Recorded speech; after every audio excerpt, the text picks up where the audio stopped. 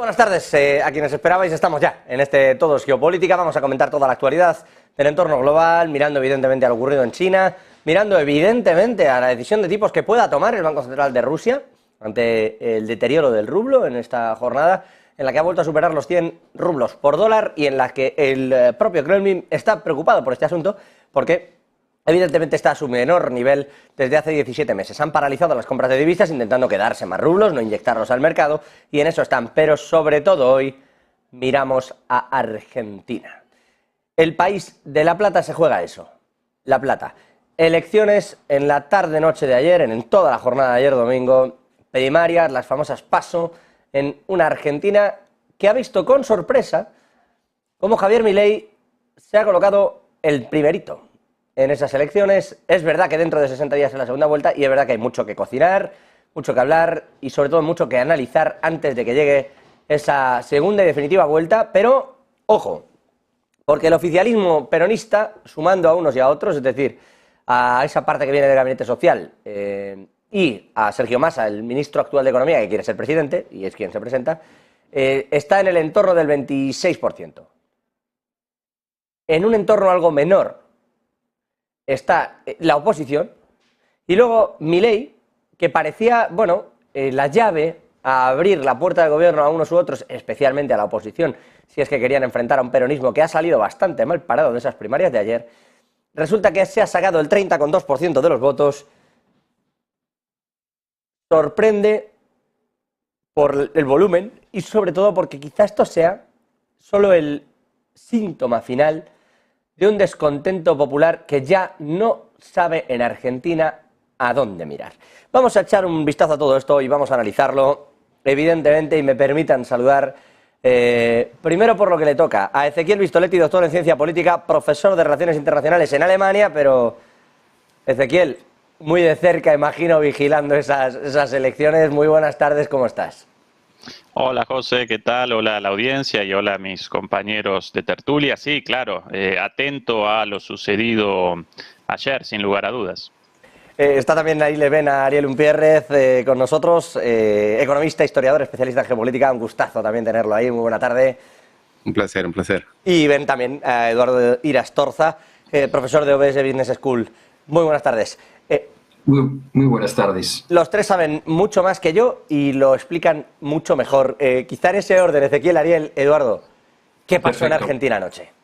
Bueno, primero dos aclaraciones, José. En unas semanas no más va a comenzar en realidad la primera vuelta electoral en términos formales. Argentina presenta un sistema electoral muy particular con en la práctica 3 vueltas, pero en realidad la primera de esas 3 vueltas representa una interna de los partidos en la cual los partidos determinan su candidato, pero a su vez en esa interna deben participar todos. Por ende, en términos concretos puede aparecer como una primera vuelta, aunque la primera vuelta en la elección general comienza recién 2 semanas después, en esta elección en este segundo término, pero formalmente el primero, y después, en el caso de que ningún candidato pueda generar más del 45% de los votos o 40 más 10 de diferencia con respecto al segundo,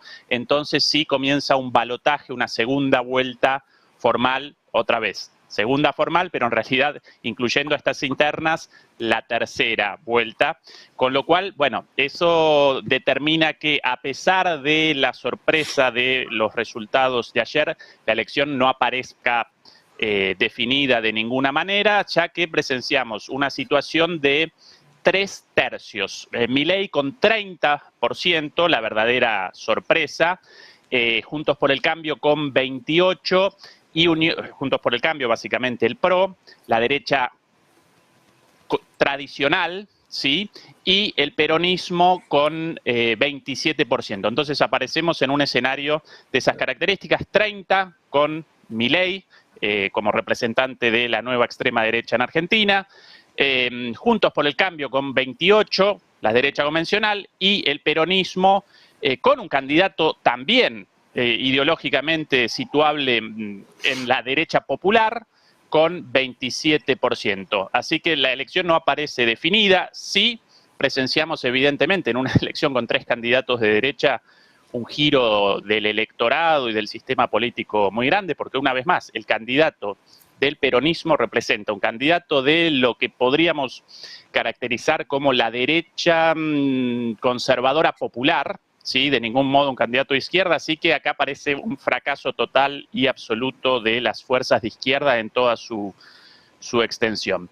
La elección estuvo caracterizada por la sorpresa, una vez más. El propio Milei realizaba declaraciones antes de la elección respecto a que una elección de 20 puntos representaría una muy buena elección para su partido, un partido nuevo. Contabilizó 30 puntos y el primer lugar. A ese nivel, la sorpresa de la noche de ayer. Y sin lugar a dudas, esta sorpresa responde a la furia y el descontento social en la sociedad argentina después de 2 gobiernos, uno de Juntos por el Cambio con Macri y otro de Unión por la Patria con Alberto Fernández, con muy malas gestiones, ruinosas. Esto comenzó con el ruinoso acuerdo con el Fondo Monetario Internacional y las políticas implementadas por Macri, y después con la mediocridad del gobierno de Alberto Fernández, con lo cual Argentina presenta una situación deplorable, especialmente en lo económico, una inflación desbocada de más del 100%,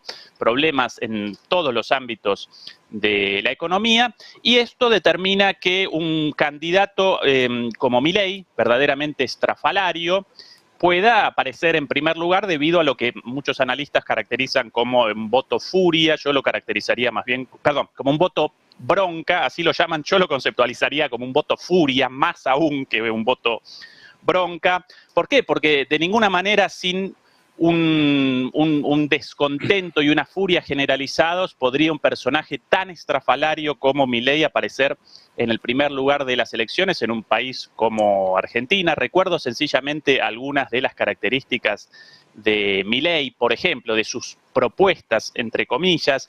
Bueno, realizó un llamado a deliberar sobre la posibilidad de que los hijos de los padres, si no quieren a sus hijos, puedan realizar la venta de sus hijos. También en su momento presentó la idea de que si una persona carece de los medios para su supervivencia, para generar su sustento a fin de mes, pudiera realizar la venta de un órgano. Propuestas de este tipo, enmarcadas en una historia personal muy particular. Este señor establece contacto con su perro muerto, al cual conceptualiza como su hijo a través de una medium.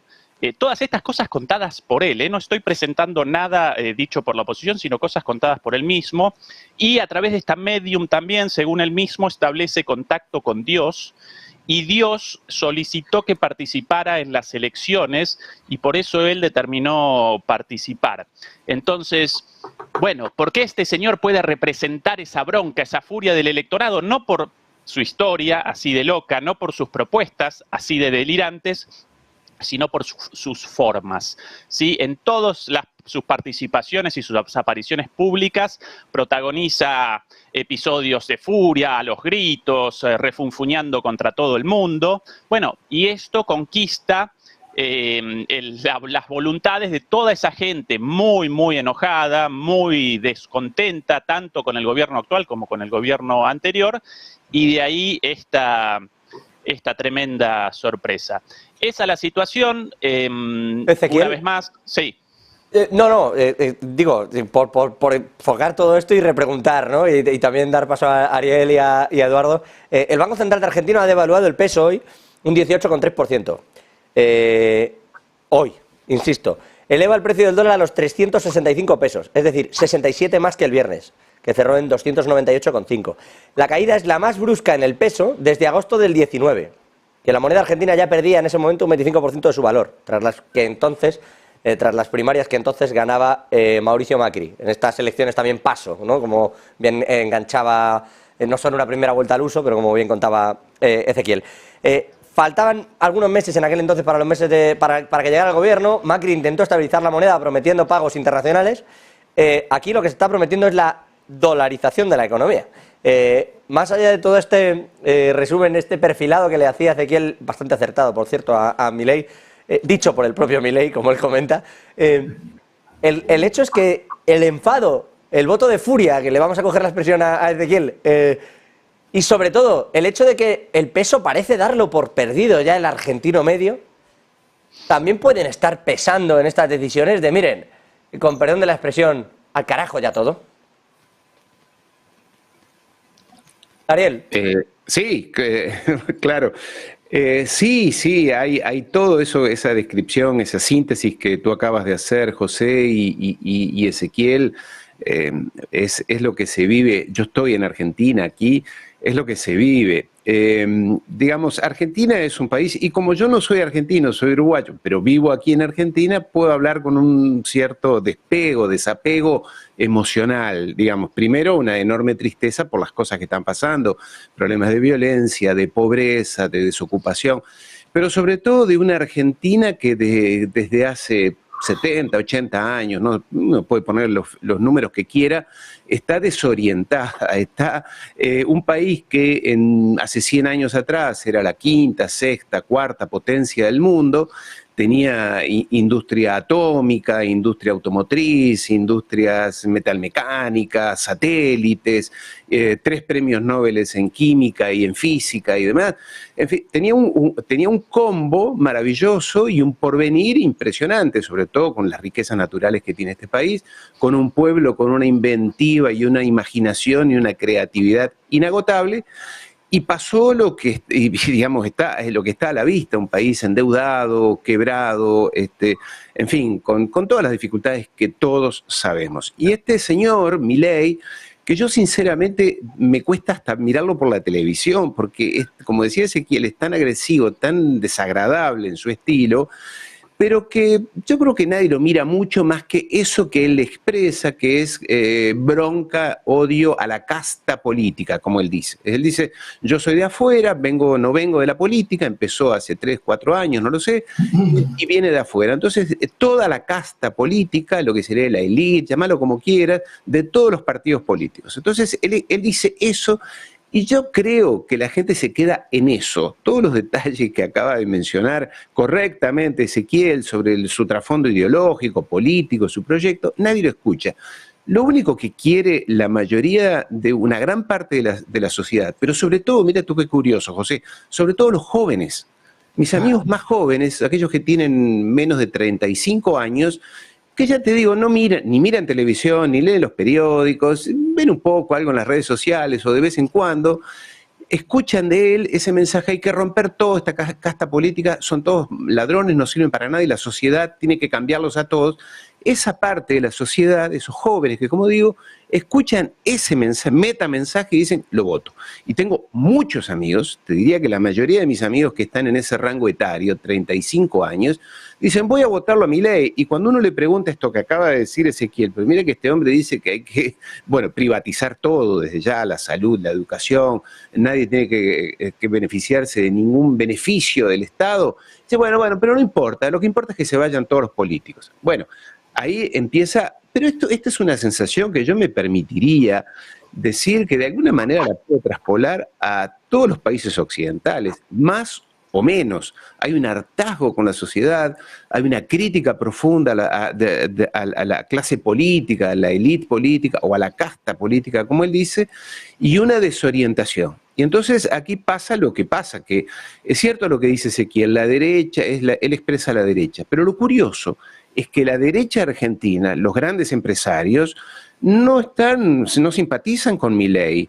O sea, dicen, este hombre nos puede llevar a cualquier precipicio económico. Entonces es una situación curiosa que, bueno, aquí los analistas políticos prevén cualquier cosa para las elecciones de octubre. Yo no me animaría a aventurar nada, José.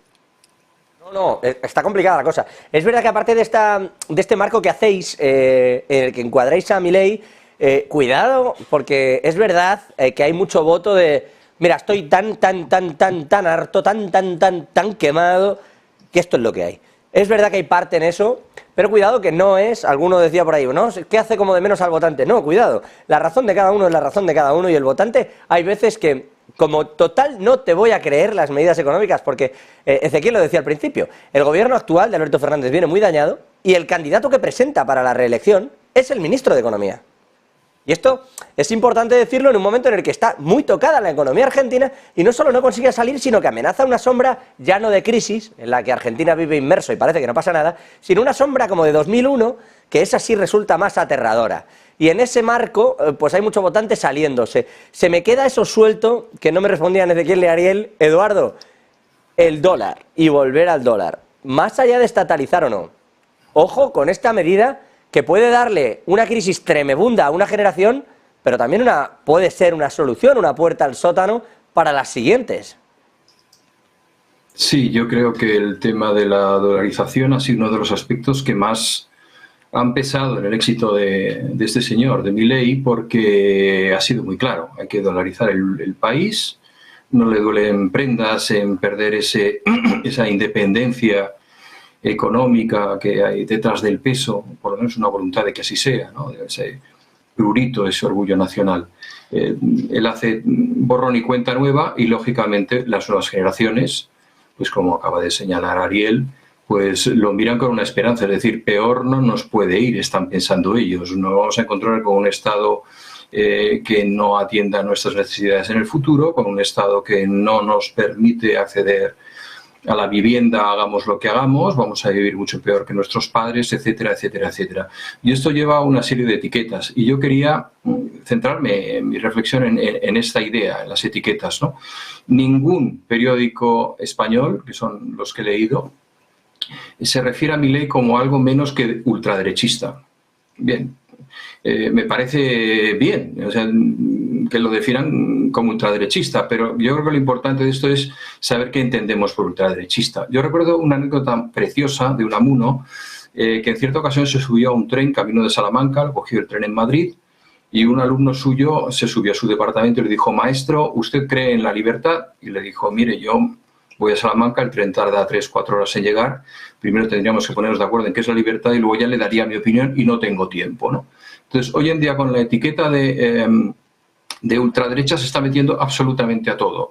Desde esa realidad mágica de la que hablaba Ezequiel, ¿no? De hablo con el más allá y recibo un mensaje del Todopoderoso. Bueno, tampoco es algo nuevo en Argentina. Quiero decir, yo recuerdo el mago López Rega en tiempos del peronismo también se dedicaba a este tipo de artes adivinatorias, ¿no? Lo cual es inquietante, pero bueno, forma parte de esa realidad mágica de la que nos hablaba García Márquez y la echamos de menos en la novela, ¿no? Maravillosa y suculenta, ¿no? Yo creo que es un aspecto muy importante, pero hay que tener en cuenta algo que ha señalado Ariel y que también me recuerda otra anécdota, que es de Sarkozy.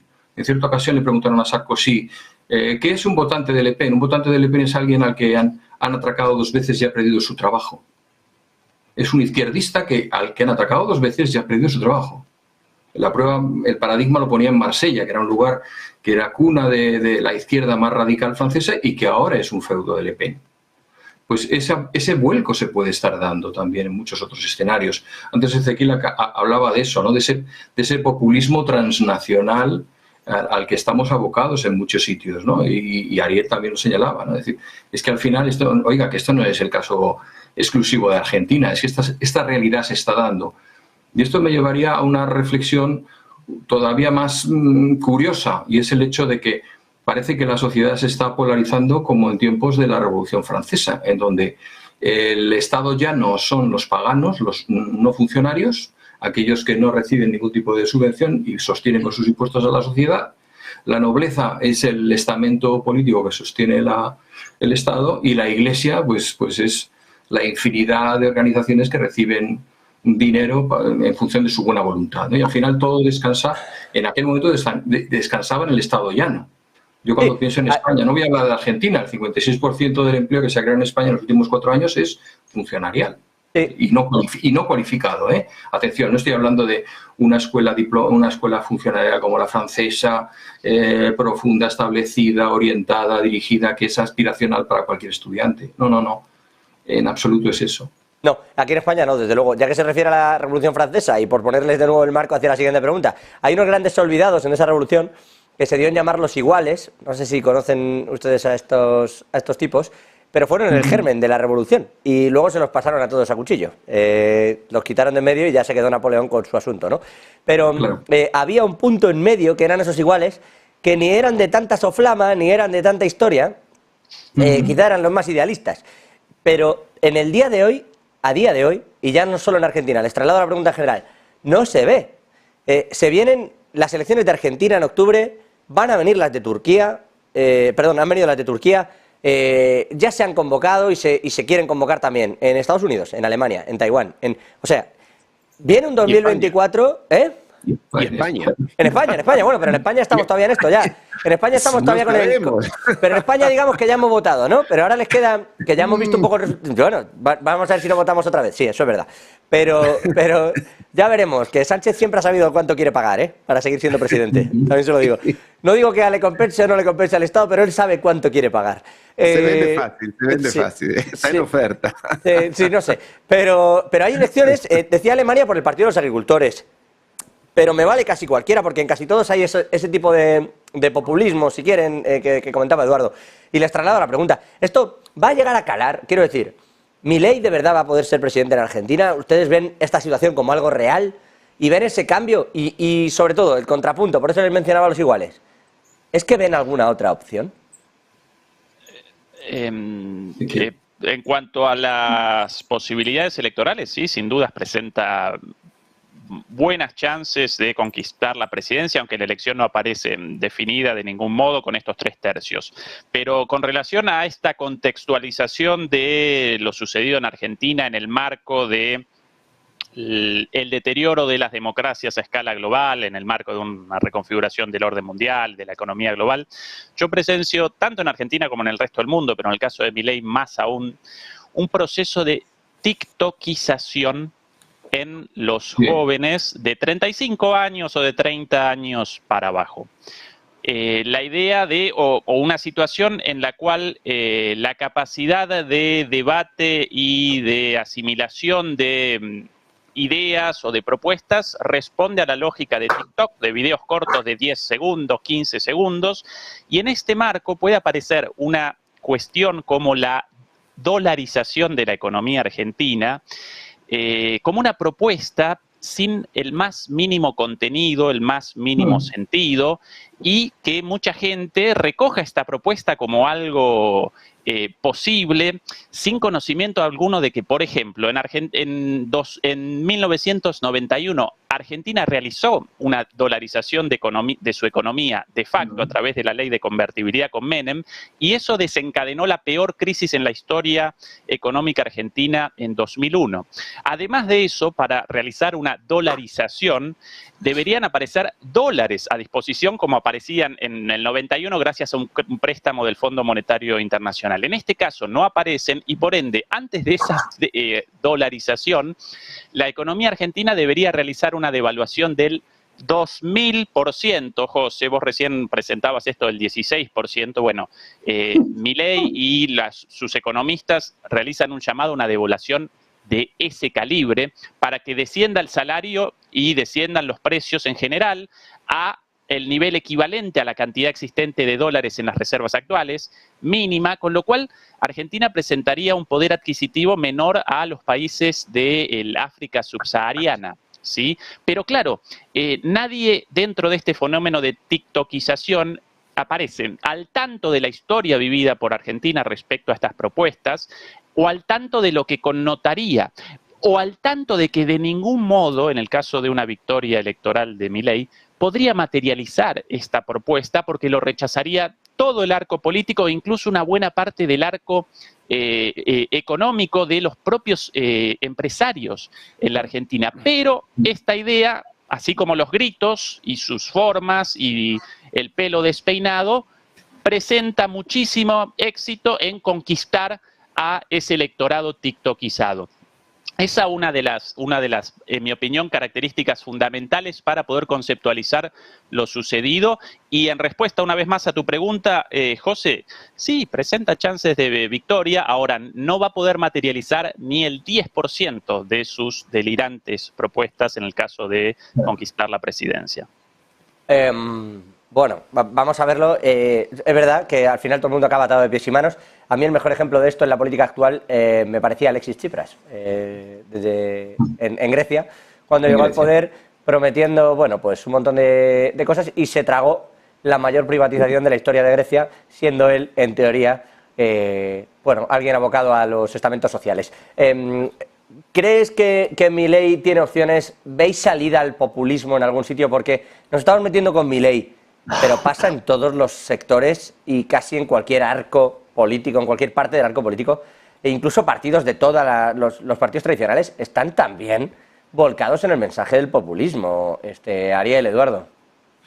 Sí, del populismo, de la socialdemocracia, es decir, vivir en función ya no hay estadistas, no hay un Churchill, no hay un De Gaulle, alguien que tenga una visión de futuro para su país, que sente bases, que le den una perspectiva, una estrategia al país. Aquí lo que hay es personas que viven al ritmo de las encuestas, de los humores sociales, de los acontecimientos sociales y de tratar de ganar elecciones. Pero no es propio de Argentina. Europa, mira a Pedro Sánchez. Pedro Sánchez vive con el TikTok en la mano también, y Scholz y Macron, y Meloni en Italia, que se comía a los niños crudos, la ultraderecha, llegó allí y se hizo más europeísta que cualquiera, la llamaron seguramente la Embajada de Estados Unidos. Recordemos que Italia tiene en Nápoles la base de la sexta flota de los Estados Unidos,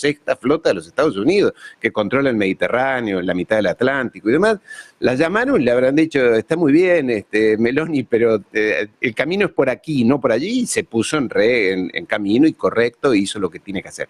En fin, se vive en función de los grandes poderes internacionales, de la geopolítica mundial y de lo que pueda pasar en el día a día en la encuesta que da algún consultor, algún analista político. Es decir, hay una mediocridad. Y también es cierto que la actividad política se ha hecho tan despiadada, pero en todas partes del mundo, tan despiadada, que las buenas personas, aquellos buenos profesionales, personas de bien, que quisieran participar, que estarían dispuestas a inmiscuirse en la política, no lo hacen, porque a los 15 minutos van a decir que hizo esto, que hizo lo otro, para qué se mete en política, todos sus amigos van a decir que se mete en la peor actividad, que todo es sucio, que todo es corrupción, que todos son negociados. Entonces, ¿quiénes quedan? Es como la crema, ¿no? Queda arriba la crema lo peor, es decir, quedan los más mediocres, los ambiciosos, los inescrupulosos, los oportunistas, ya sea de izquierda como de derecha, porque esto también está pasando en América Latina, algunos de izquierda que también, como en la categorización que hacía recién Ezequiel, derecha o izquierda, pero también en la izquierda aparecen oportunistas, mediocres. En realidad hay un esquema, una situación en la cual lo que está en duda, y esto es lo que se está hablando y se está discutiendo en algunos ámbitos más reservados, es la vigencia del sistema democrático. Es más, hay altísimos responsables, tanto en los Estados Unidos como en Europa, dicen el hecho de votar, que el ciudadano vaya cada 4 años, 5 años o cuando corresponda ir a votar, hoy en realidad no tiene ningún valor, porque ya sabemos que los candidatos se resuelven en otros ámbitos, hay campañas de difamación, de desinformación, etcétera, y que después cuando llegan nunca cumplen por lo menos lo esencial de lo que han dicho, que es combatir la pobreza, la desocupación, que las personas vivan mejor. Que se viva mejor. En el mundo hoy se vive peor que antes. A nivel de la OCDE, los salarios están estancados a nivel del año 92, es decir, hace 30 años. Entonces, estancamiento de los salarios, por eso que las personas tienen que trabajar más horas, tienen que trabajar las familias enteras, padre y madre, los niños se crían solos en sus casas, o están todo el día jugando a la Play porque no tienen otra cosa que hacer, porque los padres están ocupados tratando de lograr darles de comer, mandarlos a la escuela, etc. Entonces, en un esquema general donde el sistema capitalista con la democracia liberal como faro están evidentemente en crisis. Todavía no somos capaces, más allá de algunos ámbitos, de decir, señor, esto está en crisis, no funciona. Digamos, mira lo que pasa en España, lo que pasó en Bélgica, lo que pasó en Inglaterra. Tienen un primer ministro que nadie lo votó. Fue una camarilla allí de personas, está bien, el sistema lo permite, pero nadie lo votó este caballero. Mira lo que pasó en Estados Unidos, donde no saben, ya se habla nuevamente de una guerra civil, porque si gana Trump, entonces lo tratan de acusar de todas las cosas posibles, mientras el presidente está demostrado que es un corrupto. En fin, la verdad, esto está a la cara de las personas. Entonces la persona dice, bueno, ¿a quién voy a votar? Y bueno, acá hay un fanático, un desequilibrado, Milei, que dice que va a romper todo. Claro, pero esto es la simplificación, porque si después de romper todo, ¿qué pasa? ¿Quién construye? ¿Quién se reconstruye? Y romper todo quiere decir que va a haber personas sin trabajo, empresas destruidas, un país peor que antes. Pero uno ya no puede discutir, porque cuando uno quiere discutir con estas personas que lo van a votar, dice, bueno, sí, pero eso veremos después veremos. Yeah. Está esta cosa apocalíptica, ¿no? Esta visión apocalíptica muy argentina, muy italiana, no tanto española, porque recién hablaba con Eduardo, esta es una cultura muy italiana donde, bueno, va de los extremos, ¿no? De la extrema felicidad a la extrema depresión. Muy esa pasión, que es divina, que es encantadora, porque a uno lo llena de vigor, pero por otro lado, en el día a día, en la política, parece que el país está cada vez peor. Pero como un país tan rico, y vamos a decir la verdad, yo vivo de la actividad agropecuaria, no nos va tan mal en la actividad agropecuaria, sabemos sobrevivir, tenemos 100% de inflación, pero más o menos la llevamos, los argentinos están entrenados para vivir con 100% de inflación. Claro, tenés un 40% de la población que es muy pobre, ¿no? Y claro, y se hace duro, y yo conozco gente que según recibe la nómina se pone a comprar blues. Y ya a partir de ahí luego estabiliza el resto de las cuentas, ¿no? Pero primero se hace con eso y ya que, sobre todo, para no vivir el resto del mes viendo cómo el peso sigue a la baja. Entonces, le entra, pierde el dinero que tenga que perder y a partir de ahí echa cuentas. Esto que les digo es real, ¿eh? Pero bueno, Eduardo, reflexiona al respecto. Pregunta alguno, Ezequiel, pregunta alguno también si tú podías votar, si has votado. Pero bueno, te lo dejo ahí, como volando. Eduardo. Sí, yo en primer lugar quiero mostrar una vez más mi admiración por la capacidad argentina para dar nombre a las cosas y venderlas. El concepto de tiktokización que ha presentado Ezequiel me parece impecable. He trabajado muchos años como director creativo y se nota que esa vena creativa ahí está, ¿no? Efectivamente, hay una tiktokización en el sentido de que que yo creo que es un síntoma de un analfabetismo político sin precedentes. En el sentido de que ahora mismo nos movemos con consignas, con frases felices, con llamadas de atención que aparecen y desaparecen, con likes. Es decir, yo sinceramente creo que la campaña de Milei es impecable en el sentido de adaptarse al nuevo discurso que está funcionando en las redes sociales, en los medios y en las nuevas generaciones. No demandan más, no les cuentes un vídeo de más de 3 minutos, no se lo van a tragar. No les cuentes un TikTok de más de 20 segundos, nunca lo verán, se aburrirán, ¿no? Entonces, eso, esa imagen de me vas a perdonar, Ezequiel, pero de dictador rosas cabreado, ¿no? Porque tiene esas patillas y el pelo para adelante que digo, esto es decimonónico, está en la más pura esencia de la argentinidad profunda, ¿no? Y esa provocación, ese reto con la mirada es más importante que el discurso ideológico que pueda haber detrás. Antes hablábamos, lo ha señalado Ariel, le decía, Argentina es un país que ha tenido tres premios Nobel químicos, que tiene gente sobradamente inteligente. ¿Cómo pueden caer en esa simplificación? Es decir, tiene que ser esa bronca de la que hablaba Ezequiel, ¿no? Tiene que ser un mirar a lo inmediato sin pensar en el más allá, como señalabas, esa bipolaridad italiana asentada, ¿no? Forget the money, ¿no? Que decía la canción de Frank Sinatra, ¿no? Olvidémonos del mañana, ¿no? Yo creo que es un tema realmente inquietante y que creo que es universal. Es decir, yo, soy ya bastante mayor, yo recuerdo que en mis tiempos decía, tú eres de izquierdas, pero de izquierdas trotskista o leninista o revisionista o esta, no, ahora tú qué eres, ¿no? Bueno, es decir, el trasfondo ideológico, el conocer algo más de aquello que teóricamente defiendes, no interesa y se han dado cuenta. Y yo creo que hay una idea muy importante, y con esto ya concluyo, que es que, a modo de síntesis de una reflexión que ha hecho Ariel, es que no se trata de convencer, se trata de vencer a cualquier precio. Y a toda costa. Que sea, a toda costa. Entonces, yo no veo un ejercicio de tratar de convencer a nadie. Yo he visto debates en donde se interrumpe sistemáticamente al contrario. Se le descalifica, se le humilla. O sea, vamos a ver un poco de, no sé.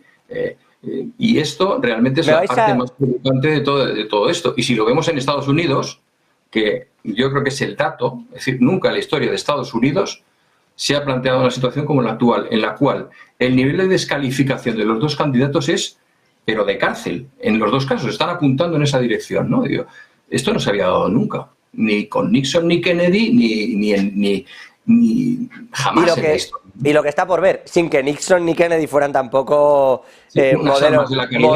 modelos de vida, ¿no? Igual que pasaba con Churchill o De Gaulle, que les pronunciabais antes, y hombre, a más de uno alguna querella por malo trato le hubiera podido caer también. Pero bueno, voy a dejar correr este asunto. Alguno apuntaba en el chat, bueno, es que llegados a cierto nivel, lo que queremos es quemarlo todo y empezar.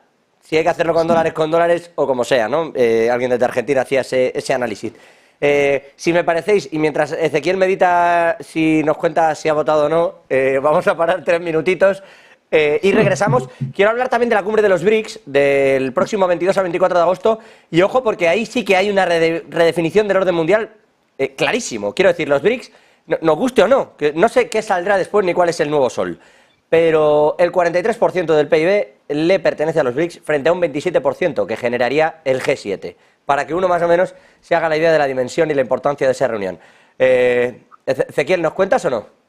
Sí, claro, pero los argentinos residentes en el exterior podemos participar en las elecciones, pero no podemos participar en las PASO, en las primarias. Entonces, muy argentino, muy argentino la gambeta que nos acaba de hacer, ¿eh? Muy buena gambeta. Yo realicé un anuncio de mi voto en distintos medios. Simplemente recórranlos y ahí aparece blanco sobre negro mi voto, pero mi voto en el canal de Ariel, por ejemplo, pero un voto teórico, porque en las PASO los argentinos residentes en el exterior no participamos. ¿Y dónde iba el voto teórico, Ezequiel?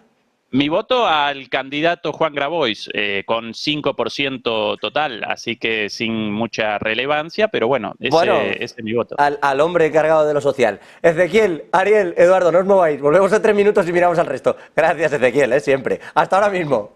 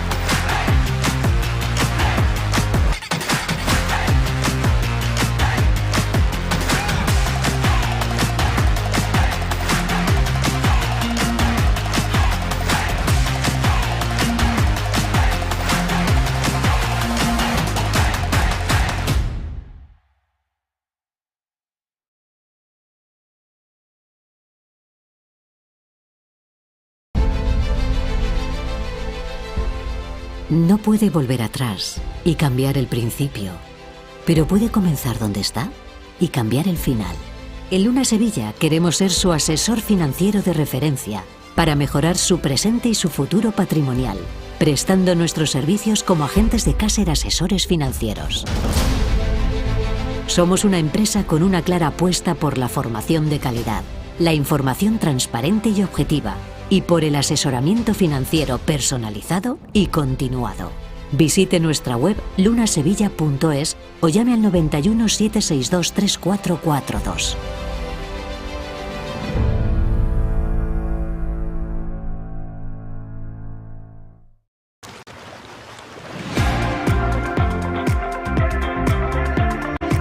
Sueños a orillas del Mediterráneo. Sueños que podrás revivir una y otra vez. Sueños que construimos a medida. Sueños que te permitirán desconectar de la rutina.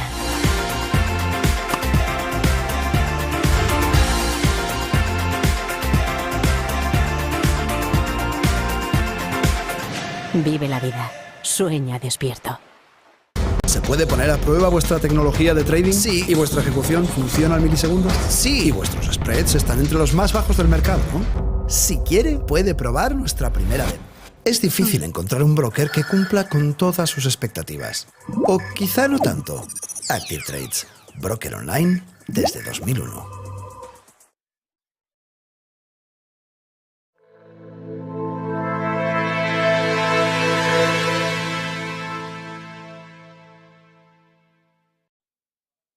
Ya estamos de vuelta, miramos a esa cumbre de los BRICS, miramos a lo que va a ocurrir entre el 22 y el 24 de agosto. Decía yo, representan más del 40% del PIB mundial, frente al algo más del 25% que representa el G7. Quiero decir, la reunión entre India, Brasil, Rusia, China y Sudáfrica tiene interés.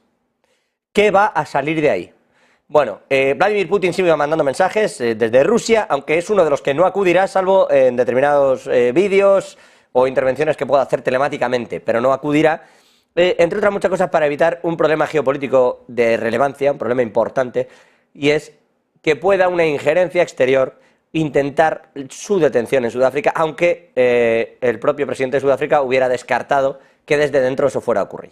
Bueno, se evitan males mayores, pero llega una cumbre llamada a redefinir el plano económico de ese bloque de China, y traslado la pregunta. Con nosotros Ezequiel Vistoletti, Eduardo Irastorza y Ariel Umpierrez. Ahí les tienen a los tres que siguen al otro lado de la pantalla.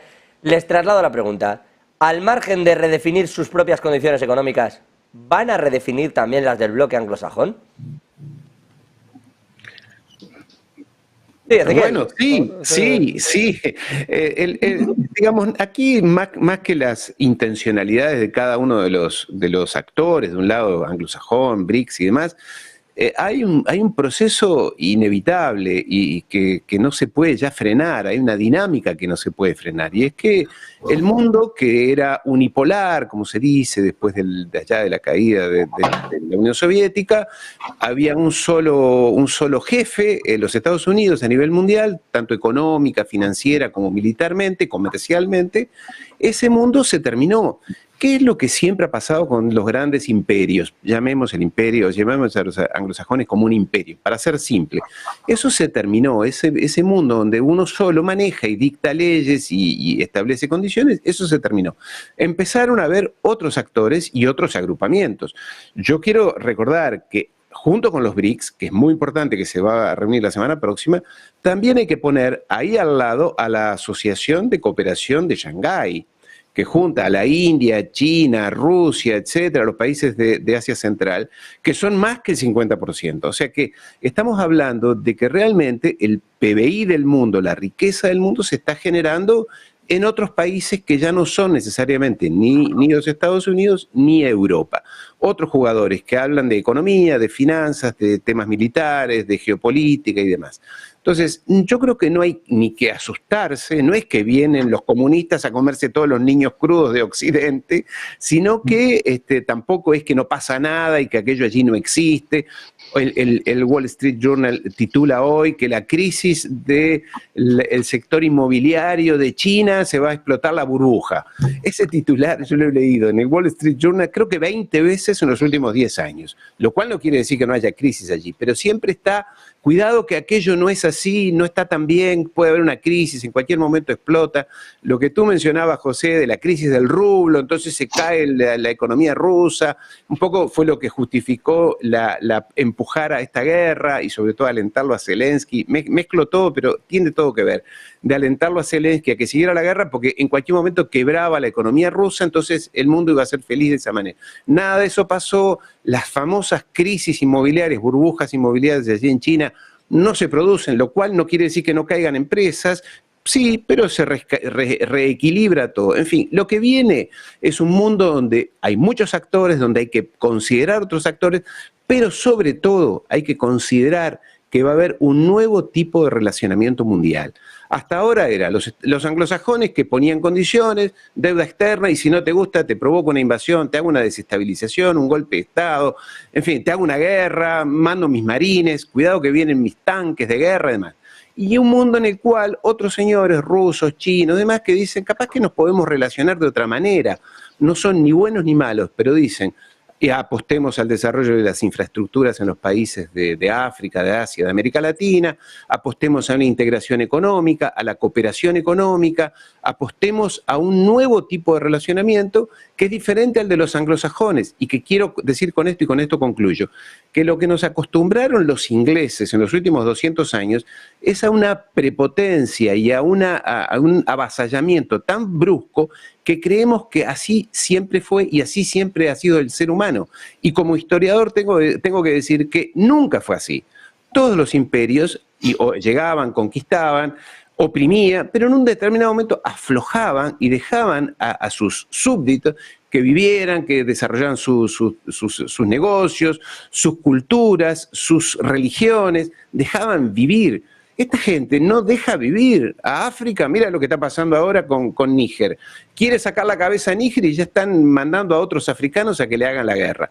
Ese sistema de organización mundial, ese es el que ya no va más, y que esta gente, los BRICS, los chinos, la India, Rusia y demás, están planteando unas salidas diferentes. Y con esto concluyo. No quiere decir que sean buenos y yo los ame y diga hay que amarlos a ellos. No, es un sistema diferente de relacionamiento. Y por eso Argentina, Argelia y 34 países han pedido adherir a los BRICS, ¿no? Bueno, la de Argentina, la de Egipto y la de Irán, especialmente Irán y Argentina, están bastante tramitadas. Hoy mismo, de hecho...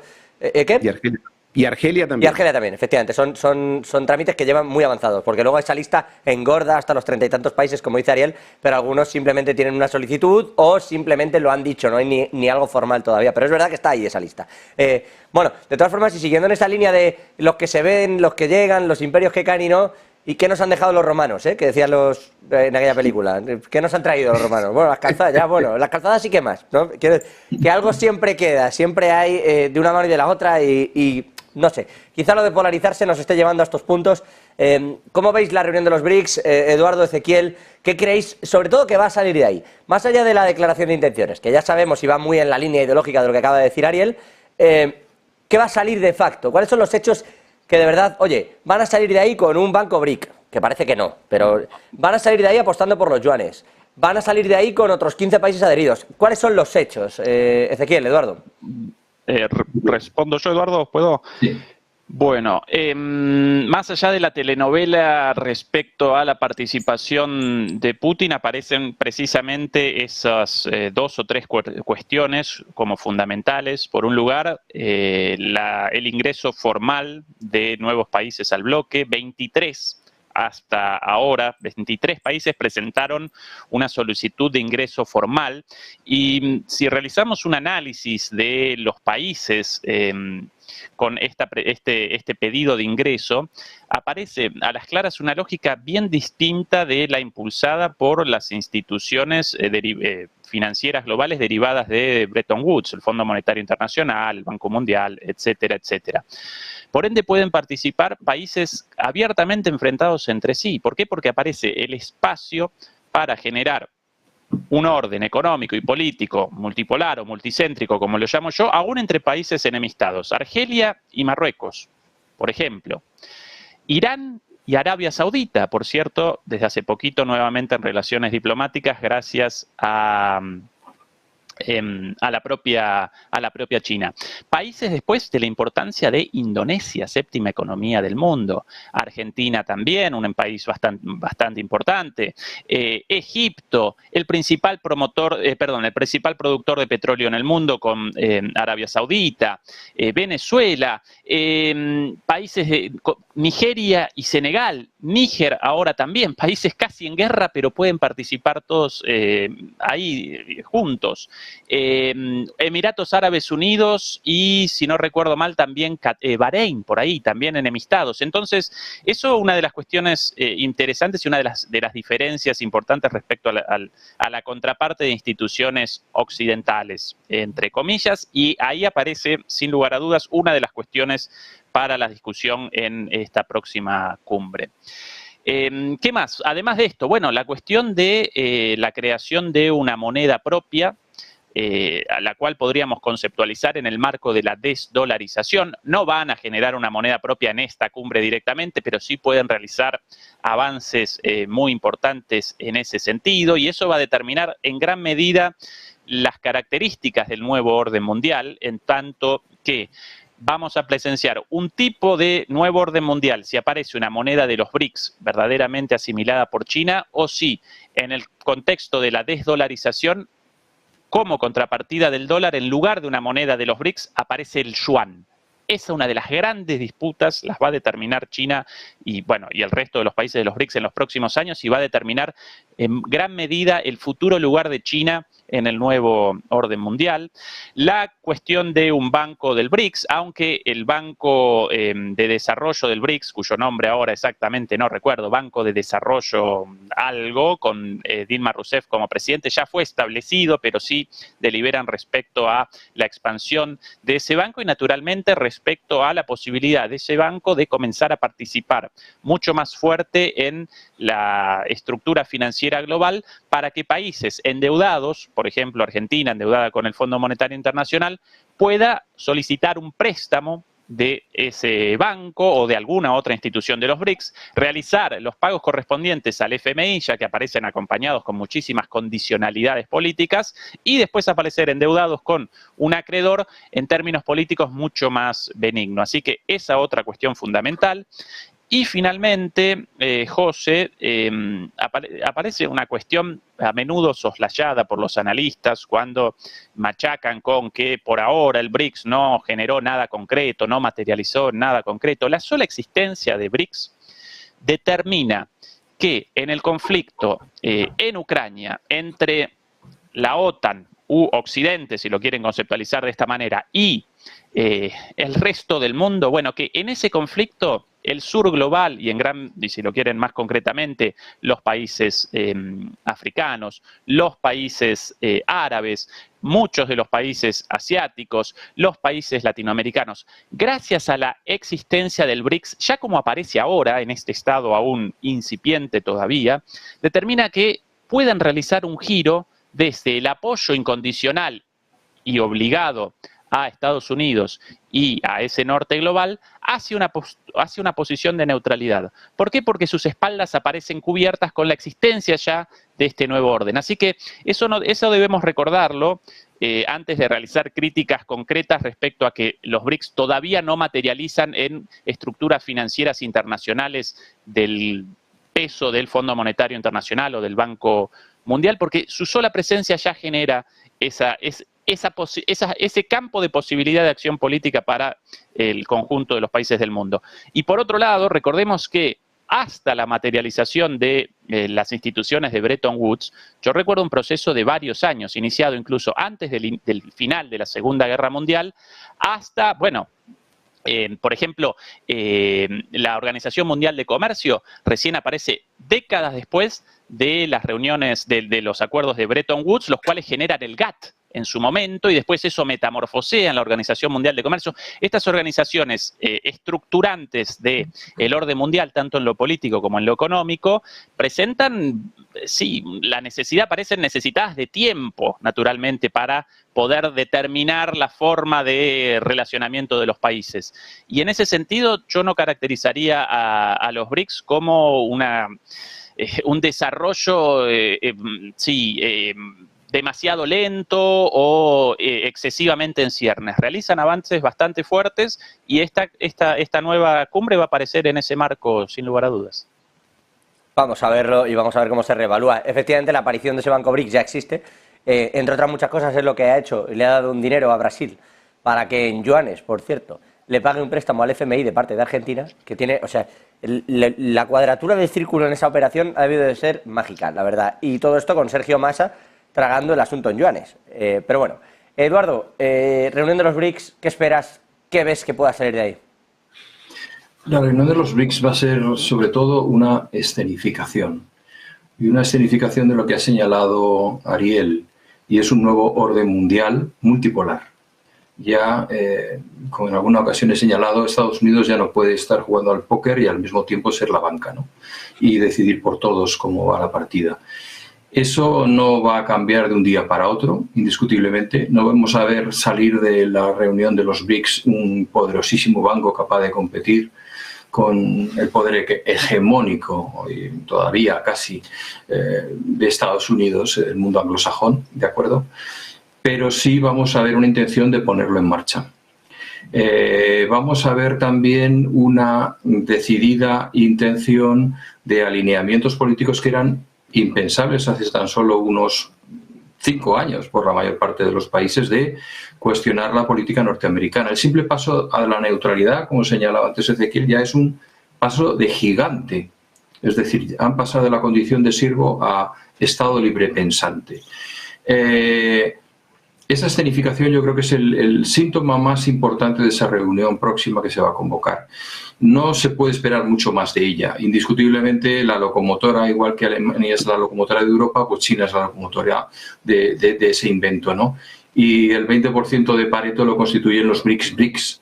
Yo creo que Estados Unidos y el resto de los países occidentales estarán muy satisfechos de que se sumen cuantos más países mejor, porque sus propios conflictos les alejarán de medidas prácticas. Es decir, yo creo que lo mejor que podía pasar a ojos de Estados Unidos es lo que veíamos en la película de Los Increíbles, ¿no? Que todos sean increíbles y al final no haya nadie increíble. En ese sentido, pues es difícil que si se meten países con intereses confrontados lleguen a acuerdos realmente de calado en toda esta historia. Yo creo que sería mucho más poderosa la influencia de los BRICS si se siguiesen limitando durante por lo menos unos cuantos años a los que responden a esas siglas. Yo creo que esto es determinante. El resto lo llevará a un riesgo de inoperatividad bastante elevado.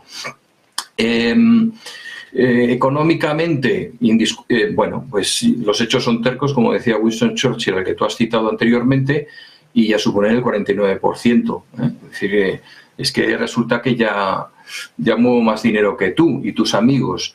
Y yo creo que este es un hecho que se van a cansar de repetir durante los próximos días y recordarnos a todos, porque yo creo que es absolutamente, es la carta de su as en la manga para salirse con la suya, no en un futuro inmediato, pero sí en un futuro a medio y largo plazo.